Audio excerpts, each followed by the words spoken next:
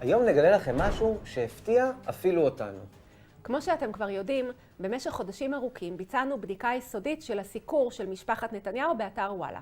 מה שלא ידענו הוא שמישהו כבר הקדים אותנו ועשה בדיקה כזאת לפני שנים. מסתבר שהפרקליטות נחשפה כבר בעבר למחקר בנושא הסיקור של נתניהו בוואלה. והם ידעו, ועוד איך ידעו. כולם ידעו שהסיקור של נתניהו היה שלילי במיוחד. אך לצערנו, התביעה בחרה להסתיר את הממצאים מההגנה ומכם, עם ישראל. רק בתאריך ה-4 באוקטובר 21, במסגרת החקירה הנגדית של אילן ישועה על ידי עורך הדין ז'ק חן, התגלו חומרים שהוסתרו מהציבור במשך 6 שנים.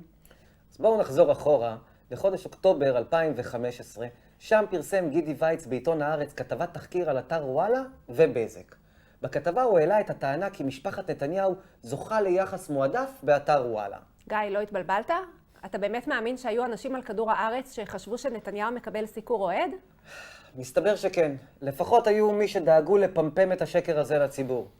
הנה, תראה. כותרת המאמר שכתב גידי וייץ הייתה: אתר החדשות הפופולרי וואלה בשירות נתניהו. ובהמשך הוא כותב, בשנים האחרונות הופך וואלה לאתר פרסומי של משפחת נתניהו. כותרות נשכניות מנוסחות מחדש, ואילו אייטמים חיוביים מקודמים ומלווים בתמונות מחמיאות. והכל בהוראה מלמעלה. וכדי להסביר לקהל הקוראים של עיתון הארץ מה זאת תמונה מחמיאה, וייץ צירף את התמונה הזאת. אבל בואו נחזור עוד שבועיים אחורה בזמן. אוקטובר 2015, אילן ישועה, מנכ"ל וואלה, שמע שגידי וייץ עומד לפרסם את התחקיר הגדול.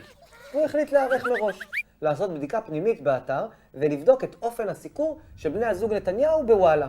הוא רצה לדעת מה קורה, כדי שאם ייפגש עם גידי וייץ, יוכל להציג לו את הנתונים. לשם כך הוא פנה לעובדת שלו בשם עדה אלוף. עדה אספה ובדקה את כל הכתבות על משפחת נתניהו בשנת 2015. ממש כמו שאנחנו עשינו, במסגרת המחקרים שלנו.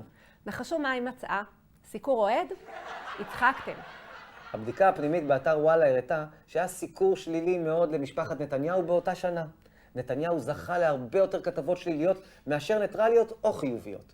במקרה של שרה נתניהו, הסיקור היה אפילו יותר שלילי מאשר באתר ynet. מה? יותר שלילי מ-ynet? לא חשבתי שיכול להיות כזה דבר. בחקירה הנגדית, אילן ישועה נשאל מדוע לא דיבר על זה בחקירותיו במשטרה. תשובותיו המביכות היו, לא זכרתי, לא נשאלתי, הבדיקה הייתה חלקית, תבין מה שאתה רוצה.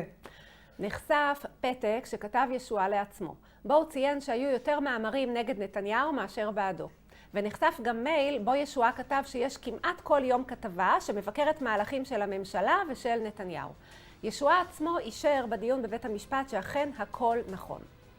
עם התקדמות החקירה, התברר שישועה ביקש גם יהודי עיר שהיה המשנה לעורך וואלה, לבדוק את הנתונים, והוא אכן אישר אותם. אתה קולט, גיא? אם החומרים הללו לא היו מתגלים במקרה על ידי עורך הדין ז'ק חן במשפט, לעולם לא היינו יודעים שהיו הוכחות בזמן אמת שהסיקור בוואלה לנתניהו היה שלילי. כן, עדי. אלו הוכחות שהוסתרו.